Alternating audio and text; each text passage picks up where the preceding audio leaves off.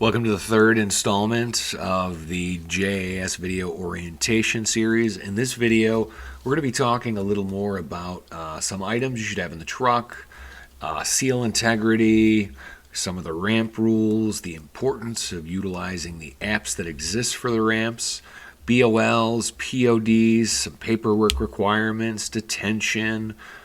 So a lot of this has to do with your paycheck, so this is definitely the one you want to really pay attention as we talk and go over some things. So when you get your first job, let's assume for now that it's a delivery, and you're going to the ramp, one of the things you want to check very carefully is your seal number. You want to look at the job that's been sent to you, see if we have a seal number entered in the order. If we do, you want to make sure that seal number matches the seal number on the back of the container.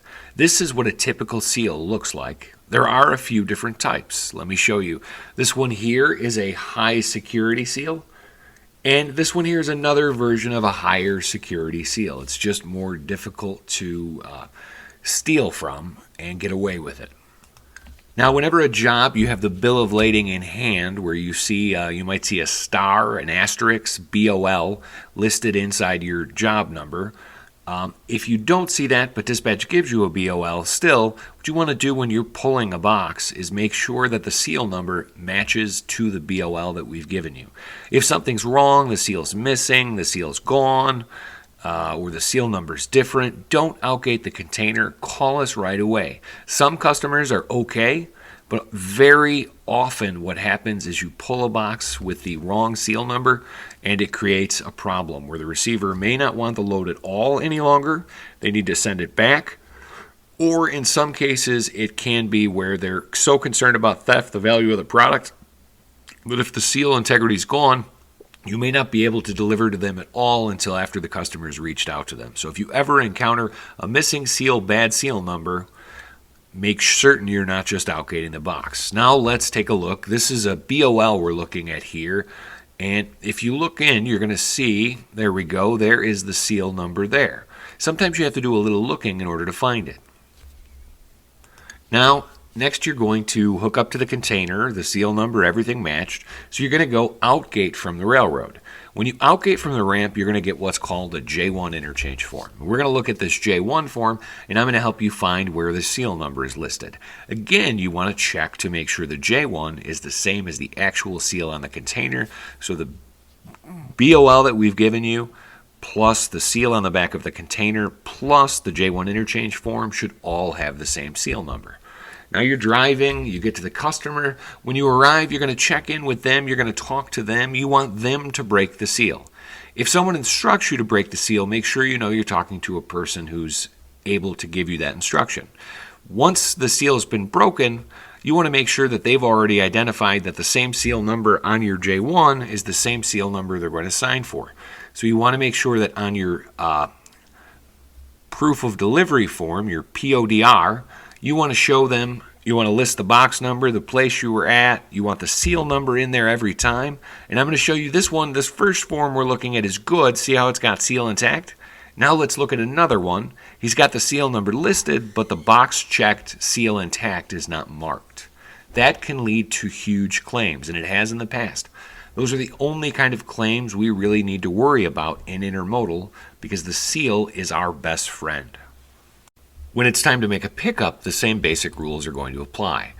The shipper is going to give you a seal or put the seal on for you. You want to make sure when they give you a bill of lading that that seal is the same number on the rear of the container. You also want to make sure the seal is still intact when you ingate the box at the ramp and that the J1 once again matches the seal that they gave you at the shipper when you make a pickup. You also, within your packet, received a lot of information about a lot of different applications that the railroad has created that you can use on your smartphones. Taking a look at a few, we've got some for CSX, Union Pacific, Norfolk Southern, Canadian Pacific. They all have different applications now, and it's important that you get used to them and learn how to use them. They save you a lot of time, and also they allow you to find location yourself, check your rail billing, make sure your container's notified. order a flip in some cases. They're getting better and better. So it's important that you also adjust to how things are now and start using the technology. So use that list. Make sure you get things downloaded. If you can't get things downloaded, see our IT department so they can try and help you get these applications on your phone. They also let you know whether you truly are registered properly. So before you go to the ramp, you'll know if everything's going to be okay. If this is your first time going to the ramps, you're going to find out that every ramp has its own set of railroad rules.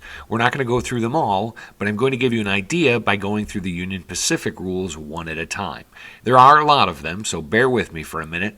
And keep in mind, every ramp, we can get you the rules, we can print them out, but you can also get them at the ramp. So if you need any assistance with that, let us know. Some of it's in the packets that we've turned into you.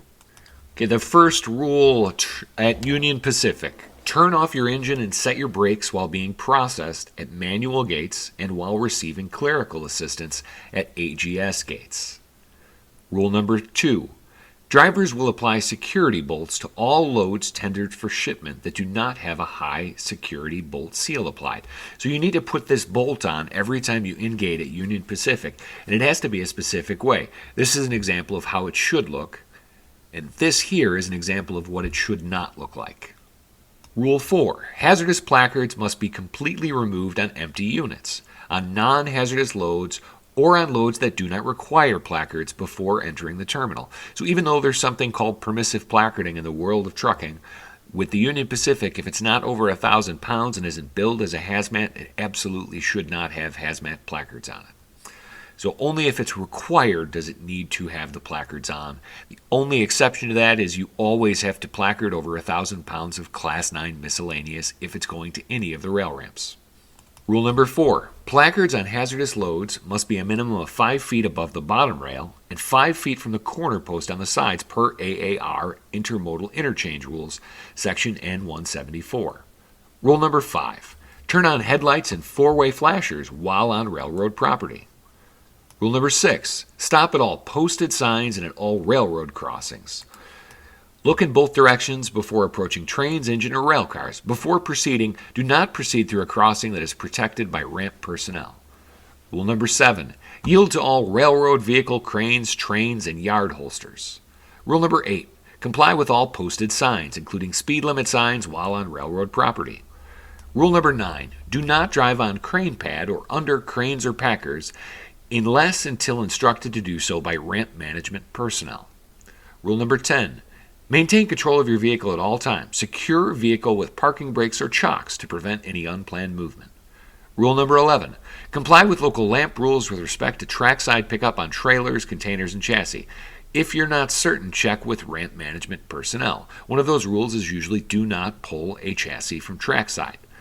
Rule number 12. Wires, zip ties, etc. on chassis, twist locks, and locking pins must be removed and properly disposed of when parking container and slot. Chassis twist lock ties must be unlocked prior to departing from the unit.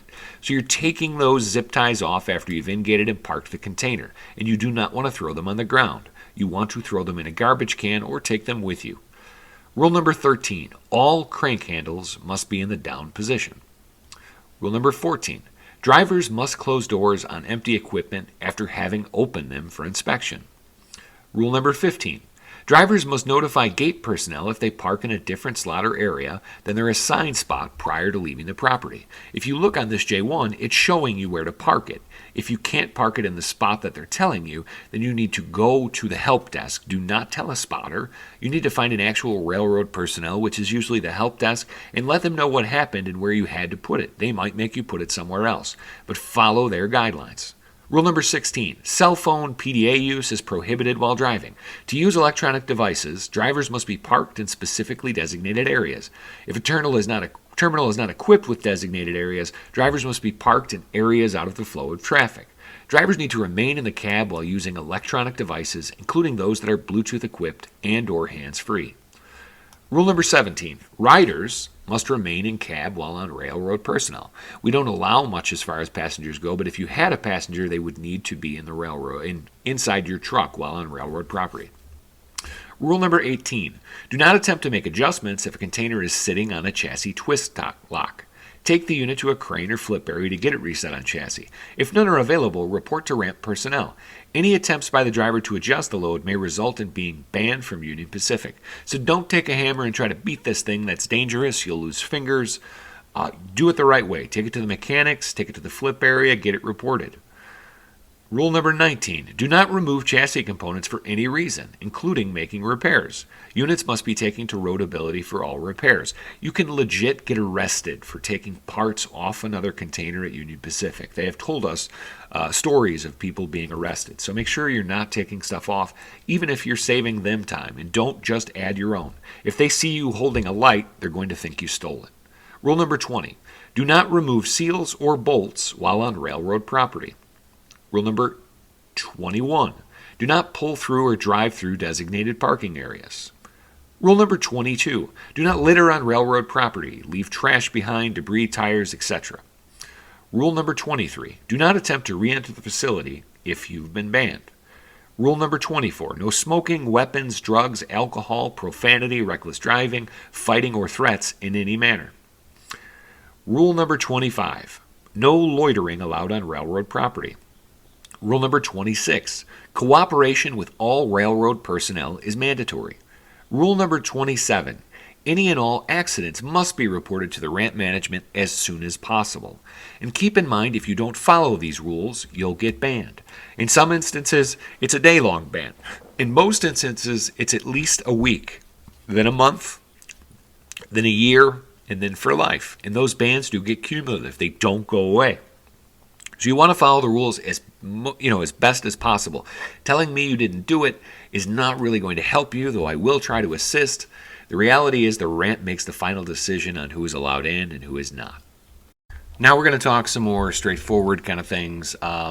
Let's talk about when you drop an empty at a customer. Whenever you drop an empty at a customer, you want to get your proof of delivery receipt filled out, even though it's an empty container or a loaded container.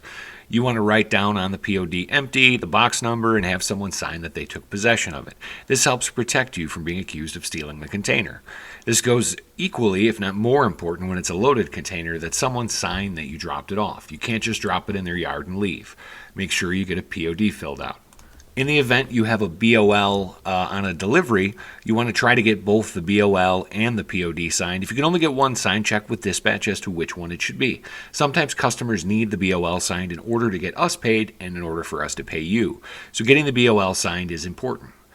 If you get detention at a customer, what you want to do is call at the hour-and-a-half mark, regardless of whether you think you'll be finished in time. At exactly hour and 30 minutes, you want to be calling on the phone and reporting detention to your dispatch.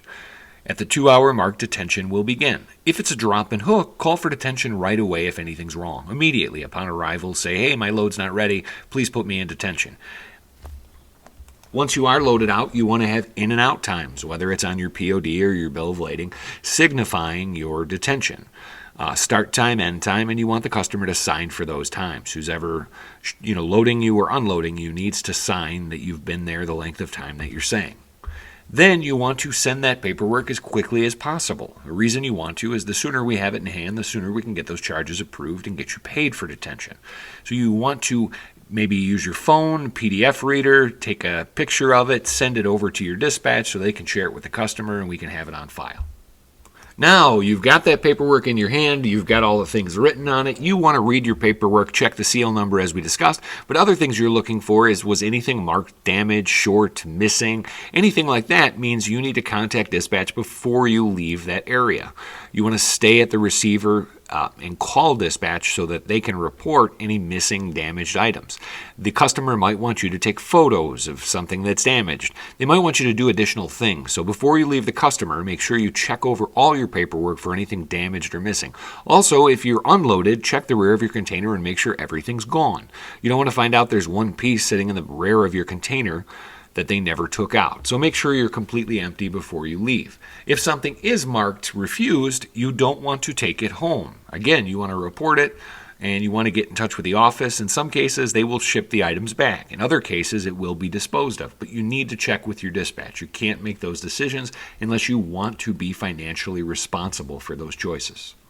All this paperwork you have in your truck, one thing you want to do is get rid of it as quickly as possible. And by that I mean turn it in, take photos, send it. Scan it. If you park far away from JAS, definitely scan it and send it to the office. If you don't and you're parking at JAS, at a minimum responsibility is you should be turning in your paperwork every day.